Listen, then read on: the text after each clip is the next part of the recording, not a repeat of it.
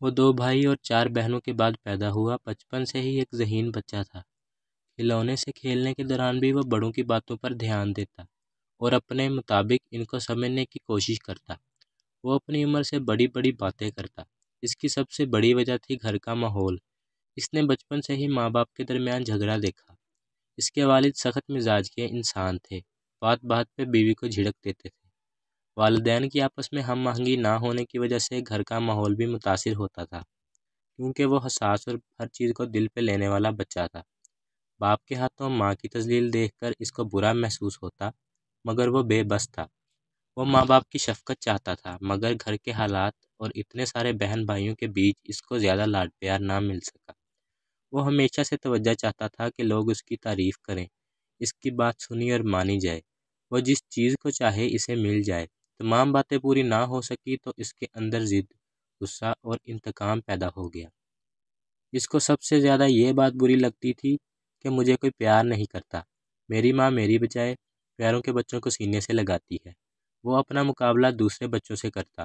ماں جب اپنی نواسی کو پیار کرتی تو وہ اپنی سکی بھانجی سے ہی حسد کرنے لگا۔ وہ پوری طرح احساس کمتری میں مبتلا ہوتا گیا۔ بات بات پر ناراض ہو جانا اب اس کا روز کا معمول بن گیا تھا۔ کبھی کھانا نہیں کھانا، کبھی دوستوں کے ساتھ بن بتائے چلے جانا۔ اب وہ جوانی کی دہلیز پر آ پہنچا۔ اس کا مزاج کافی کڑوا ہو گیا تھا۔ اس کی یہ عادت بن چکی تھی کہ جس کام کو لوگ اسے منع کرتے وہ دل میں ٹھان لیتا کہ میں تو یہی کروں گا۔ اکثر ایسا وہ ضد میں کرتا۔ شادی کے معاملات ہوئے تو گھر والوں نے اپنی پسند سامنے رکھی، مگر وہ تو ان تمام لوگوں کو بچپن سے ناپسند کرتا تھا، کیونکہ اس کے حصے کی محبت تو بھانجی اور دیگر کزنز کو مل گئی تھی۔ اس نے اپنی پسند کی شادی کرنے کا اظہار کیا اور سب کی خلافت کے بعد شادی کر لی۔ گھر والے اس عمل سے بہت ناراض ہوئے، مگر وہ نہ مانا۔ شادی کے بعد ایک نیا آغاز ہوا۔ جس لڑکی سے شادی کی، اگلے دن اس کی باتوں میں نقص نکالنا، اس کا مذاق اڑانا شروع کر دیا۔ وہ اس قدر تنگ مزاج تھا کہ ابتدا سے ہی اس کی بیوی سے نہ بنی۔ ظاہر ہے جس کی ماں باپ بہن بھائی سے کبھی نہ بنی تو بیوی سے کیسے بنتی۔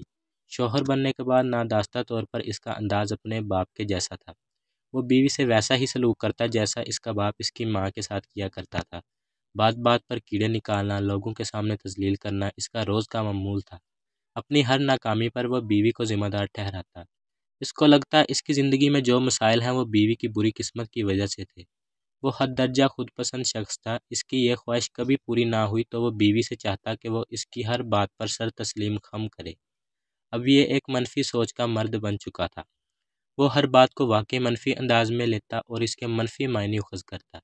اسی دوران اس کا ایک بیٹا پیدا ہوا۔ وہ بھی پیدا ہوتے ہی اس ماحول سے متاثر ہونے لگا۔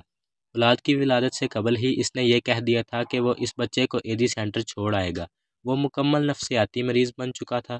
اس کے گھر والے جو اس کی شادی سے پہلے ہی ناخوش تھے، اسے اس کی غلطی پر شرمندہ کرتے اور سمجھاتے کہ بیوی کو پاؤں کی جوتی سے زیادہ نہ سمجھنا۔ بہنیں کہتی ابھی طلاق دو اور قصہ ختم کر دو۔ اس نے بھی دوسری لڑکیوں کے ساتھ روابط بنا لیے اور اپنی کولیگز اور یونیورسٹی کے دوستوں سے دوبارہ تعلقات استوار کر لیے۔ اب وہ کسی بہانے کا منتظر تھا۔ کردار اس کا خراب تھا، مگر شک بیوی پر کرتا۔ بیوی کا فون چیک کرتا، اس کو تالے میں بند کر کے باہر جاتا۔ اس نے بنا ثبوت گھٹیا قسم کے الزام تراشیاں شروع کر دی۔ معصوم بچے کے سامنے شور شرابہ کرتا جس سے بچہ سہم جاتا۔ 2 سال ساتھ رہنے کے باوجود جب اسے کوئی بڑی وجہ نہ ملی تو اس نے بیوی کے کردار پہ انگلی اٹھائی اور بیوی کو طلاق دے دی۔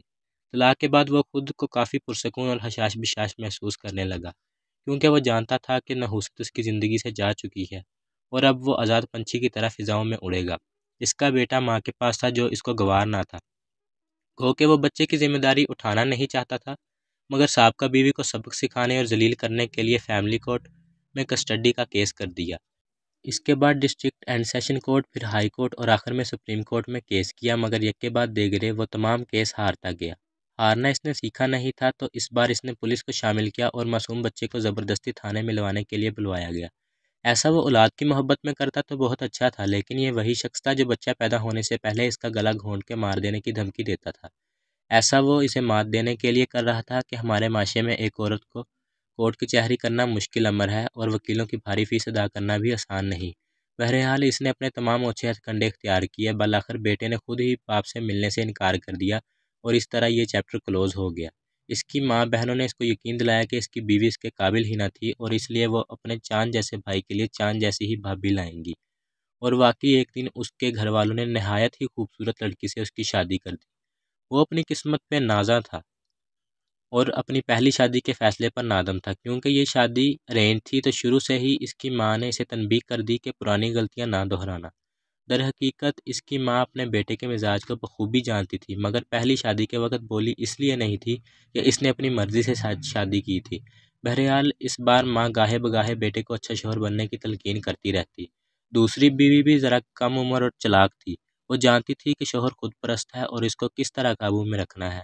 اگر جھوٹی تعریف کر بھی دی تو بدلے میں اس کا ہی فائدہ ہے۔ دوسری بیوی بہت تیز تھی، جبکہ پہلی بیوی سیدھی سادی تھی۔ اس نے بیوی کے کہنے پر الگ گھر بھی لے لیا تھا۔ اب وہ اپنی ماں اور بہنوں سے الگ بیوی کے ساتھ رہتا تھا۔ وہ اپنی بیوی پر اندھا بھروسہ کرتا تھا۔ وقت یوں ہی رواں دواں تھا کہ ایک دن وہ اپنے محلے میں ایک دوست کے گھر گیا۔ وہ اکثر اپنے اس دوست کے گھر آتا جاتا تھا۔ اگر دوست گھر پر نہ بھی ہو تو اس کی بیوی سے ملنے چلا جاتا۔ دونوں کے درمیان اچھے خوشگوار مراسم تھے۔ اس کی بیوی اپنے شوہر کی ہر عادت سے واقف ہو گئی تھی۔ ایک دن حسب روایت دوست کے گھر گیا اور بھابھی سے ہنسی مذاق میں مشغول ہو گیا۔ باتوں کے درمیان پڑوسن نے اسے مخاطب کرتے ہوئے کہا، سنو، میں کئی دن سے تم سے ایک بات کہنا چاہ رہی تھی، مگر پہلے میں مکمل جانکاری کر لینا چاہتی تھی۔ بھابھی، آپ پہیلیاں کیوں بجھوا رہی ہیں؟ اس نے ہنستے ہوئے کہا۔ پڑوسن بولی، وہ بات یہ ہے کہ میں کئی دنوں سے بلکہ مہینوں سے دیکھ رہی ہوں کہ روز صبح تمہارے دفتر جانے کے بعد تمہاری ساس تمہارے گھر آتی ہے۔ جس پر اس نے بات کاٹتے ہوئے کہا، مجھے تو اس بات کا علم ہے بھابھی۔ پڑوسن کہنے لگی، ہاں، مگر تمہیں یہ علم نہیں کہ ان کے ساتھ کچھ عجیب و غریب مرد بھی آتے ہیں جو کافی دیر تک تمہارے گھر میں ہی ہوتے ہیں۔ ایسا ایک بار نہیں، تقریباً روز ہی ہوتا ہے۔ شروع میں مجھے لگا کہ شاید تمہارے کوئی سسرالی رشتہ دار ہوں گے جن کو تمہاری ساس لے کر آتی ہے، اور ہفتہ اتوار جس دن تم گھر پہ ہوتے ہو اس دن وہ نہیں آتی۔ پڑوسن نے گھما پھرا کے بات کا آغاز کیا، مگر اب وہ مرد تنہا بھی آنے لگے ہیں، جو مجھے کافی معیوب لگا۔ پڑوسن نے ساری تفصیل اس کے گوشت گزار کر دی۔ پڑوسن کی بات سن کر وہ تذبذب کا شکار ہو گیا کہ آخر وہ کون لوگ ہیں جس کا ذکر اس کی بیوی نے بھی نہیں کیا، یا پھر یہ مجھے گمراہ کرنے کی کوشش کر رہی ہے۔ اس نے پڑوسن سے اجازت طلب کی، سنو، اس بات کا ذکر اپنی بیوی سے نہ کرنا کہ میں نے یہ سب بتایا ہے۔ بہتر ہے کہ تم خود کسی دن دفتر کے اوقات میں بنا بتائے گھر جاؤ اور حالات کا جائزہ لو۔ پڑوسن نے اسے رخصت کرتے ہوئے کہا۔ اب اس کا دماغ سن ہو گیا تھا۔ وہ تانے بانے بننا شروع ہو گیا، مگر اسے کچھ سمجھ نہ آیا۔ اگلے دن صبح وہ جلدی گھر سے نکل گیا۔ اسے سمجھ نہیں آ رہا تھا کہ وہ اپنی بیوی پہ شک کر رہا ہے جو اس کا اتنا خیال رکھتی ہے، جو اس کی ایک بیٹی کی ماں بھی ہے۔ اس نے خود کو کوسا، مگر اس کو پڑوسن کی بات بھی ستا رہی تھی۔ دفتر میں بھی اس کا کام میں دل نہیں لگ رہا تھا۔ اسی کشمکش میں اس نے گھر کا رخ کر لیا۔ وہ غیر ارادی طور پر گھر کے راستے پہ تھا۔ گھر کی ایک چابی اس کے پاس بھی ہوتی تھی، مگر آج وہ مقررہ وقت سے پہلے گھر آ گیا تھا۔ گھر میں داخل ہوتے ہی اس کی نظر ساس پر پڑی، جو ڈرائنگ روم میں اس کی بیٹی کے ساتھ کھیل رہی تھی۔ لیکن کمرے میں داخل ہوتے ہی بیوی کو انجان آدمی کے ساتھ دیکھ کر وہ حیران رہ گیا۔ وہ ابھی اسی گومگو کی کیفیت میں تھا، اسے غصہ بھی آ رہا تھا۔ اس نے بیوی اور اس آدمی کو مارنے کی کوشش کی تو وہ آدمی جان چھڑوا کر گھر سے فرار ہو گیا۔ ساس نے جب یہ دیکھا تو وہ فوراً بیٹے کو فون کر کے بلا لیا۔ سالے نے آ کر بہنوئی صاحب کی خوب دھلائی کی، جس سے اس کا سر پھٹ گیا۔ اس کے بعد بیوی بیٹی کو چھوڑ کر ماں اور بھائی کے ساتھ چلی گئی۔ محلے کے لوگ اسے اٹھا کر ہسپتال لے گئے۔ زخم گہرے تھے، مگر دل اور روح پر لگے زخم سے کم ہی تھے۔ بعد ازاں بیوی کے بارے میں اسے پرانے محلے سے پتہ چلا کہ وہ اور اس کی دیگر 6 بہنیں اپنی ماں کے ساتھ مل کر برسوں سے اس غلیظ پیشے سے وابستہ ہیں، اور محلے کا بچہ بچہ ان کی حقیقت جانتا ہے۔ یہ سب اس کے لیے باعث خفت تھا کہ ایک دم اس کے ذہن میں بہن کی صدا آئی، چاند جیسی بھابھی لاؤں گی گڈو جو تیرے قابل ہوگی۔ بے شک اللہ کی لاٹھی بے آواز ہوتی ہے۔ خود کو برتر اور دوسروں کو کم تر سمجھنے کا انجام دنیا میں ہی مل جاتا ہے۔ جو دوسروں کو تکلیف پہنچاتا ہے اللہ اس کو تکلیف پہنچاتا ہے، اور اللہ کی ضرب بندے کے وار سے بہت بھاری پڑتی ہے۔ ہمیں تو زمین پر بھی اکڑ کے چلنے کا حکم نہیں۔ بلا شبہ زمین پر خدا بننے والوں کا اور ان کی آل کا انجام ذلت و رسوائی ہے۔ بے شک سورہ نور میں اللہ تعالیٰ فرماتے ہیں، خبیث عورتیں خبیث مردوں کے لیے ہیں اور پاکیزہ عورتیں پاکیزہ مردوں کے لیے۔ اگر آپ کو یہ ویڈیو پسند آئی ہو تو چینل کو سبسکرائب کر دیں اور اس ویڈیو کو لائک کر دیں۔